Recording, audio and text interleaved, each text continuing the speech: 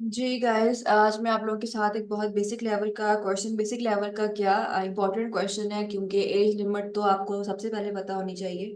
अक्सर एस्पायरेंट्स जो हैं वो कंफ्यूज रहते हैं रिगार्डिंग द एज लिमिट, तो मैं आप लोगों के लिए ये वीडियो बना रही हूँ।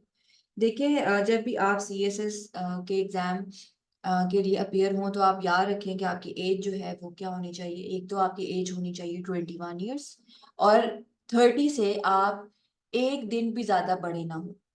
ठीक है। तो जो है आप एलिजिबल होंगे फॉर सीएसएस एग्जाम। अच्छा, मेरे केस में गाइस ये हुआ था कि मैंने जब मैं अप्लाई करने लगी for CSS for my third attempt, तो उन्होंने मुझे एफपीएससी वालों ने कहा कि आई एम ओवर एज्ड। ठीक है। मैंने जब उनको फोन किया तो दे टोल्ड मी कि आप 11 डेज से ओवर एज्ड है, और मैं 11 डेज से ओवर एज्ड कैसे हुई। अमूमन गाइस, आप लोगों को पता है कि जब हम कह रहे होते हैं कि किसी पेशे का या किसी भी ऑक्यूपेशन में जब हम अप्लाई करने जाते हैं या किसी भी एग्जाम के लिए, तो अक्सर हम ये कहते हैं ना कि 30 या कोई भी एज को जब हम कंसिडर कर रहे होते हैं तो हम उस एज को भी बीच में डाल रहे होते हैं। यानी अगर आप 30 से एक दिन भी ज्यादा है तो हम ये चीज मैटर हमारे लिए नहीं कर रही होती, हम कहते हैं कि 30 ही इसकी है लिमिट। यानी 30 से अगर आप 5 दिन भी ज्यादा बढ़े हैं तो भी आप उसमें फॉल कर रहे होते हैं। लेकिन ये केस बहुत अजीबोगरीब मेरे साथ हुआ, और ये जो है अभी तक खैर समझ नहीं आता ये क्या हो गया मेरे साथ। बट यू कुछ चीजें आपके हाथ में नहीं होती। तो आप लोगों के लिए मैं फिर दोबारा आप लोगों को वार्न कर दूं कि मेरे केस में ये हुआ था कि जब मैंने अप्लाई किया तो उन्होंने मुझे 11 डेज ओवर एज कर दिया।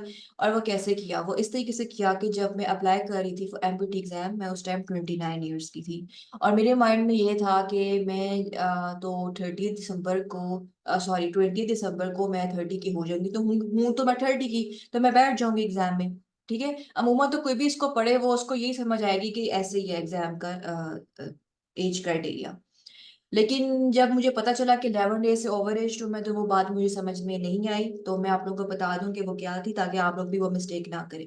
टेक्निकली अगर आप मेरे से पूछे तो एज का क्राइटेरिया बनता है 21 ईयर्स से 29 ईयर्स, अगर आपने 29 ईयर्स को भी बीच में डालना है। ठीक है।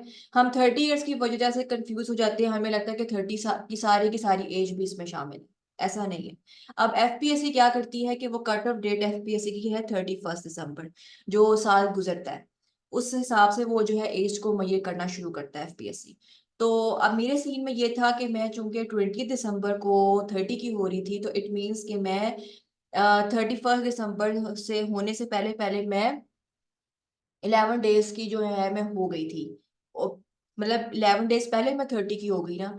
तो एक दिन भी ज्यादा अगर आप 30 से हैं तो आप नहीं बैठ सकते एफपीएससी के एग्जाम में, मतलब सीएसएस में। तो ये कुछ चीजें हैं जो मैं आप लोगों को हाईलाइट कर रही हूँ कि बहुत इंपॉर्टेंट है। प्रिसीडिंग ईयर से जो है ये लोग गिनना शुरू करते हैं कट ऑफ डेट। ठीक है। 31 दिसंबर जो है वो पिछला चल रहा था, अगर पीछे से मैं मैयर करूँ 31 दिसंबर को जिस साल मैंने तैयारी की, जिस साल सॉरी मैंने अप्लाई कर रही थी मैं, उस साल का जो पिछला 31 दिसंबर था उस टाइम मैं क्या थी, 29 की थी। तो वहां से जो है वो आपका ऐसे एक सर्कल चलता है जहाँ से एफपीएससी जो है वो एज को काउंट कर रहा होता है। और मैं जो हूँ उससे पहले पहले 31 से पहले पहले मैं 30 की हो गई। तो इसलिए जो है वो प्रॉब्लम क्रिएट हुई। 30 से एक दिन भी ज्यादा आप हो तो आप एग्जाम में नहीं बैठ सकते। तो आपके बिल्कुल आसान वर्ड्स में मैं आप लोगों को समझा दूं कि आपकी एज कितनी होनी चाहिए। 21 से 29 ईयर्स। 29 ईयर्स, तो आपकी बीच में जो है एज सारी काउंट होगी। यानी आप एग्जाम में बैठ तब सकते हैं इजीली जब आप 29 के हो। लेकिन 30 ईयर्स बिल्कुल कट ऑफ डेट है, उससे एक दिन भी अगर आप ज्यादा हो रहे हैं तो आप नहीं बैठ सकेंगे।